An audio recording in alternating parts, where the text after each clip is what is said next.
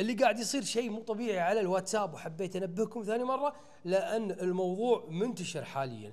هذه الرساله قاعد تطلع لبعض المستخدمين بشكل متكرر الى ان يتم طرده من الحساب. الاساس من هذه الرساله ان انت اذا تبي تستخدم واتسابك على جهاز جديد راح يطلب منك الكود هذا ويسجل لك خروج من جهازك الاساسي ويشتغل على جهازك الجديد. طيب شلون امن نفسي من الامور هذه؟ اللي عليك انك تدخل على اعدادات الواتساب بالشكل هذا، بعدين تضغط على الحساب.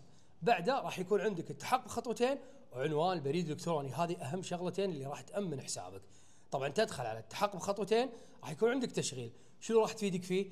هذا في حال اذا سويت هذه الخطوات، في حال اذا احد او شخص ثاني قدر يدخل على الواتساب ما راح يقدر يدخل، لانك انت راح تحط رمز سري لازم يتخطى هذا الرمز عشان يدخل على حسابك، فيمديك تسترجع حسابك قبل لا يسوي اي شيء.